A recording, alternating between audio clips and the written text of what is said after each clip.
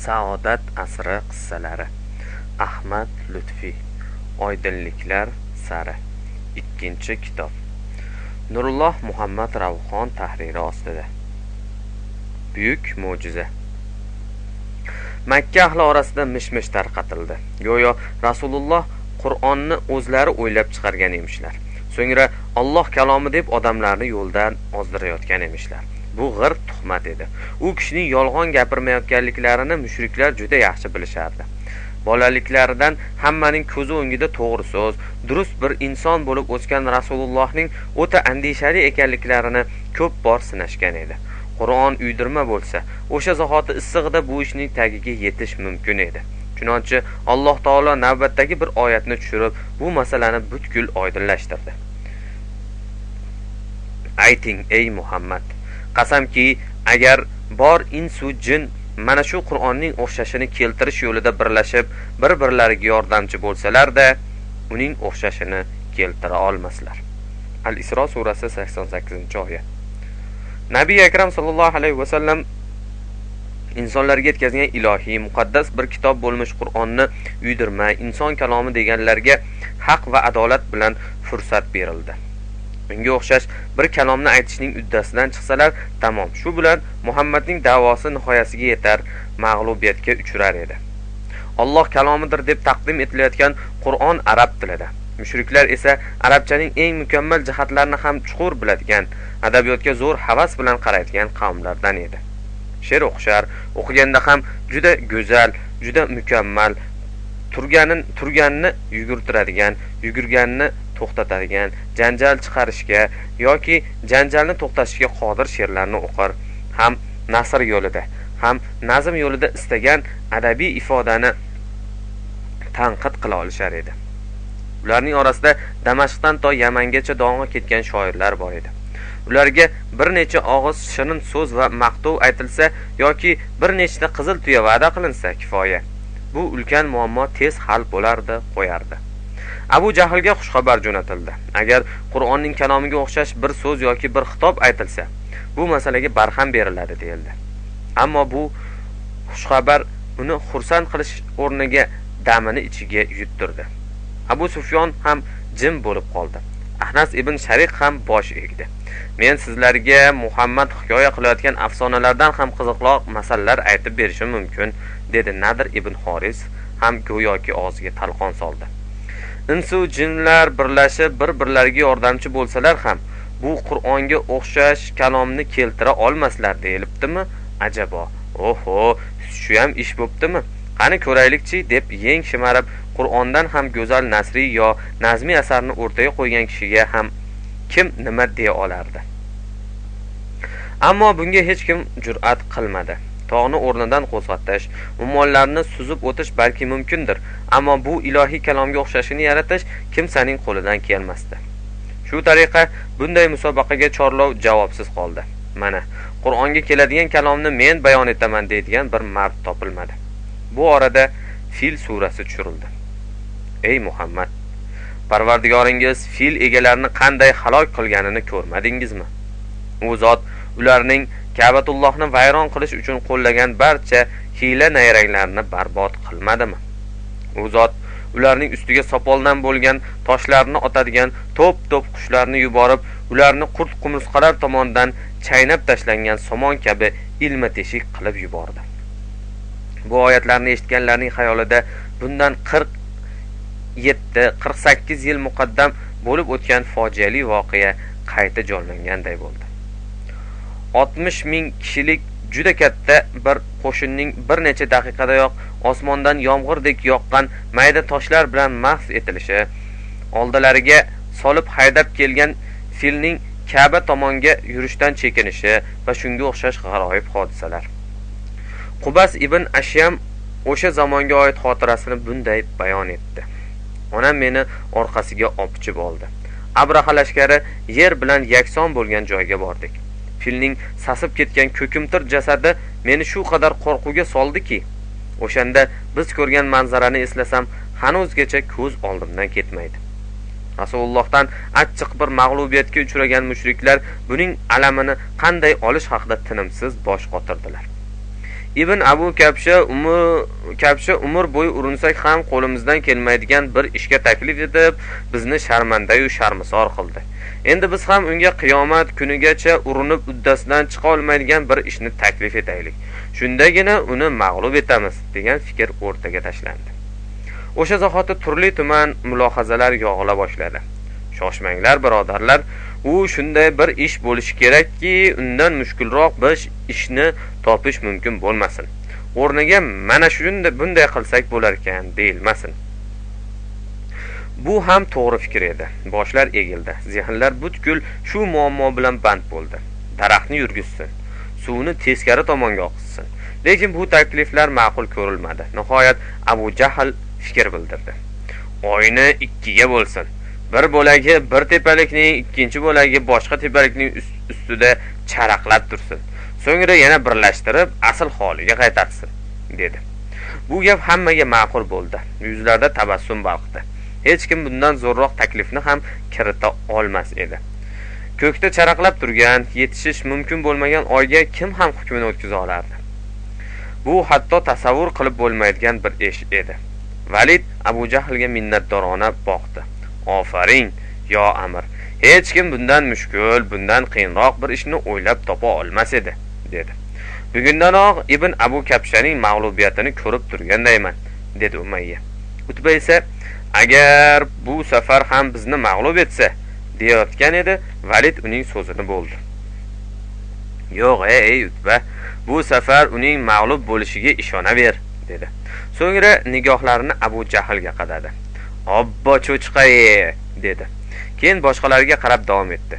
Naqadar mug'ombir odam ekanligini bilsangiz edi. Abu Jahl bu iltifotdan mamnun bo'lib ketdi. Rahmat senga amakijon, dedi. Abu Lahab va Abu Jahlni qutladi. Abu Lahab ham Abu Jahlni qutladi. Uning bema'ni, behuda da'vosi endi mana barbod bo'ladigan bo'ldi.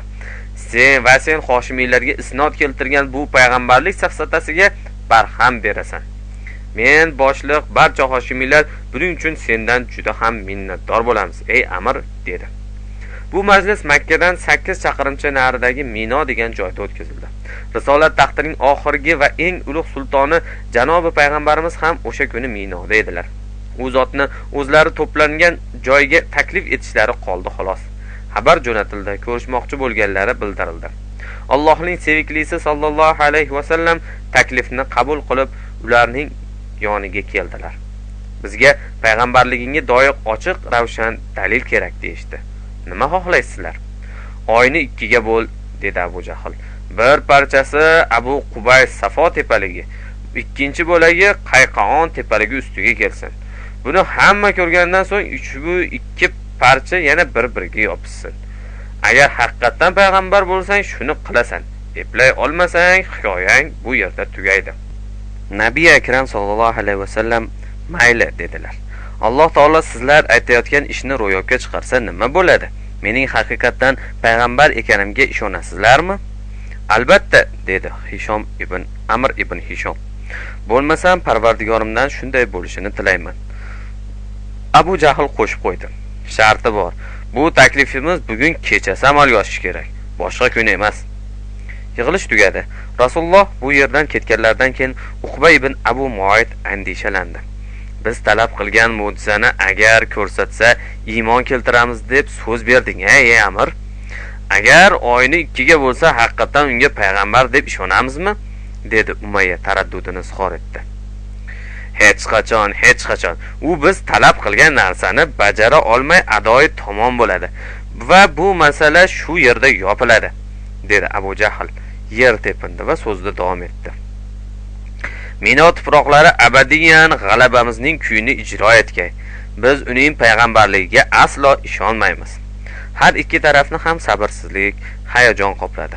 Mo'minlar Rasulullohga qilingan bu taklifni eshitgach, Allohga sig'ina va iltijo qila boshladilar.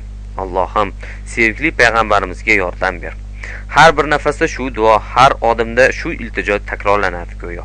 Tillar so'zlamas, dudoqlar qimirlamas, qalblar riyodan yiroq bir samimiyat va hayajonga yo'g'rilgan bu iltijolarni tilga chiqarmay turboq Robbul olaminga, yuraklardagi jamiki siru asrordan xabardor buyuk Mavloga havola etar edi. Mushriklar bayramona kayfiyatda, boshlari har vaqtdagidan ham tik va mag'rur. Bir necha soat keyin qozonilajak buyuk g'alabani hozirdanoq nishonlashayotgan edi. Ularning nazarida tunda oxirgi va og'ir zarba berilib, Ibn Abu Kabshaning ham, uning yo'liga kirganlarning ham hisob daftarlari shu kecha yopilg'usi edi. Mushriklar bir-birlarini tabriklashardi. Bu gal Amr ibn Hishom jon joyidan ushladi, lekin burchakka shunday siqib qo'ydikki, endi qo'ldan qutula olmasligi aniq va hokazo gap so'zlar. Shoshqaloqlik nimaligini bilmaydigan quyosh har kungidan o'z vaqtida botdi. Kun g'ira-shira qoraya boshlaganida sharqdan xafif bir oydinlik paydo bo'ldi. Sal o'tmay endi 14 kunni oshayotgan oy asta-sekin ko'rina boshladi. Odamlarning qalbini so'ngsiz hayajon qamrab olgan. Bu hayajon tobora shiddatlanib borar edi. Nafas olishlar qiyinlashdi. Yuraklar bo'g'izlarga tiqilgudek bo'ldi. Mana oy ham tug'di. Tug'ish ham gapmi? Odam baravar balandladi. Qarab tur, hozir qavmdoshing qo'liga bir qilich oladi-da, oyni o'rtasidan bo'lib tashlaydi. So'ngra ikkala bo'lagini ham ikki tomonga tepib yuboradi. Qarabsanki, biri bu tarafga, ikkinchisi ana u tomonga qarab dumalaydi. So'ngra bir xushtak chalib, "Kelinglar aslonlarim" desa, yana chopqillab kelishadi.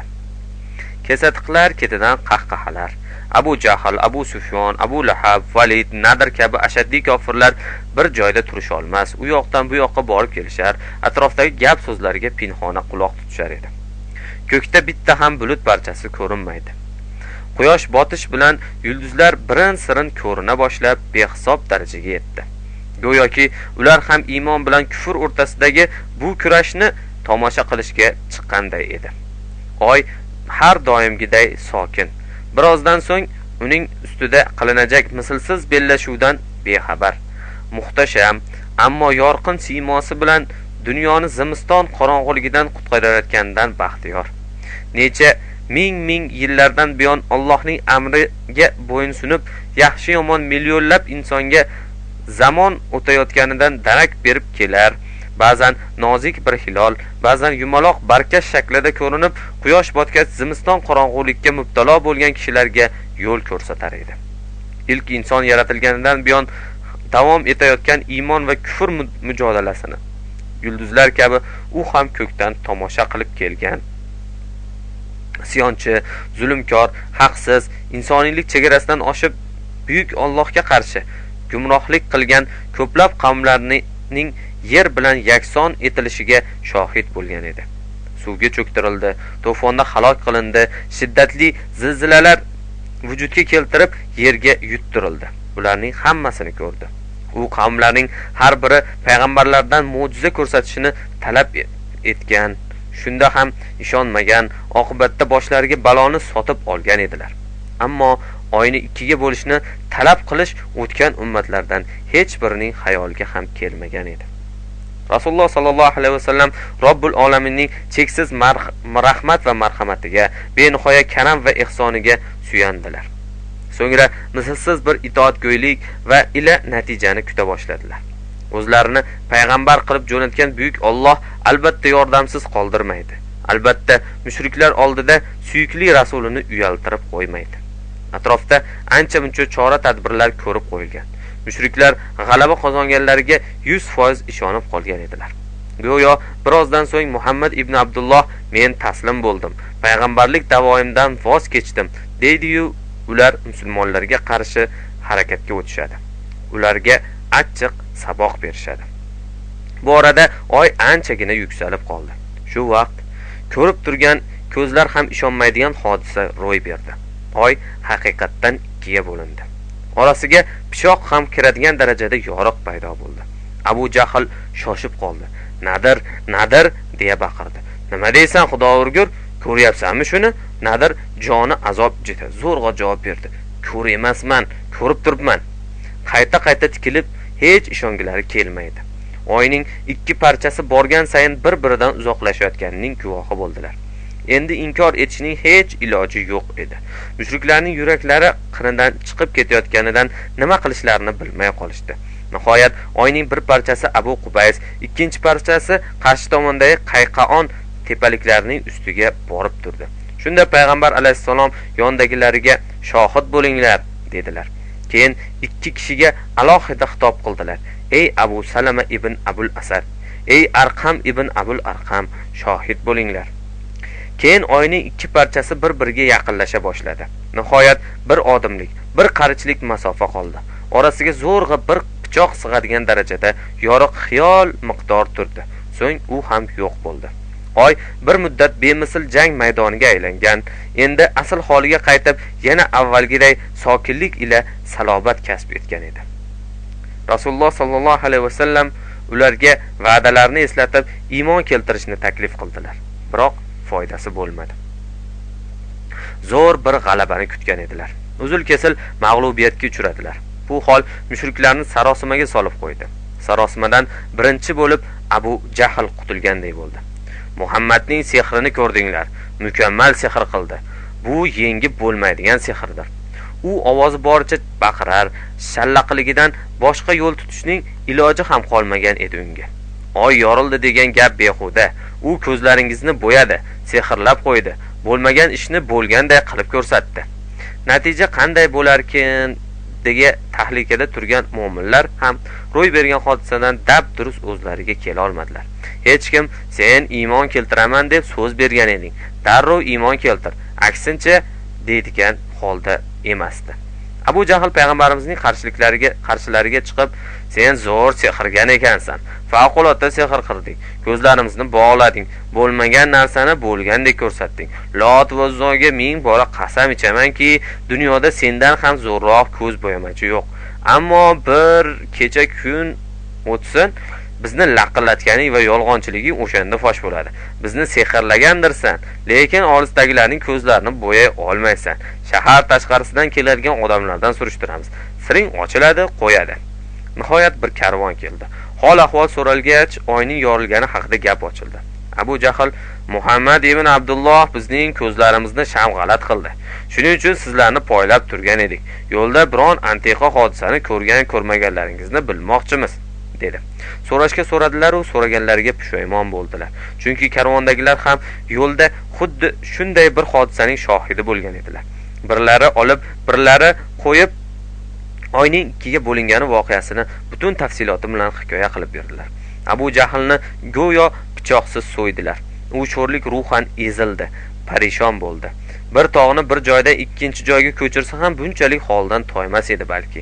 U boshqacha javobni kutgan. Musofirlar u hodisani ko'rmadik desalar, borib Rasulullohni armoni chiqquncha so'kmoqchi edi. Nochor, noiloj bir sehr bu. Bemisl sehrdan bo'lak narsa emas, deyishdan nariga o'ta olmadi. Bu orada farishta Jabroil Rasululloh sallallohu alayhi vasallamga Janobi Haqning salomini keltirdi. Ushbu hodisaga aloqador quyidagi oyatlarni u zotning qalblariga muhrladi.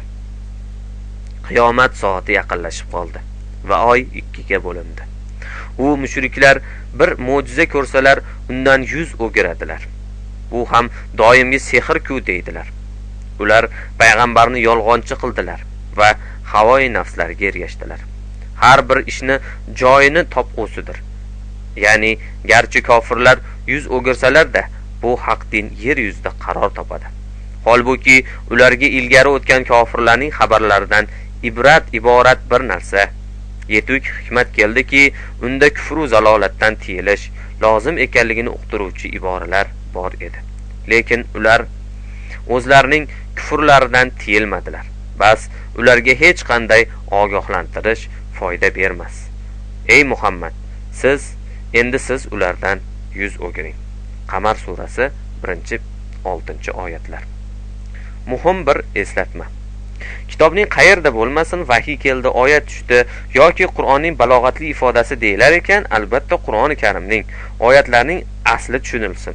Bu kitobda oyatlarning ma'no tarjimalari berilyapti xolos. Tarjima Qur'on bo'la olmaydi. Muharrir. Kitobdagi Qur'oni Karim ma'nolari tarjimasi Alovuddin Mansurga oiddir.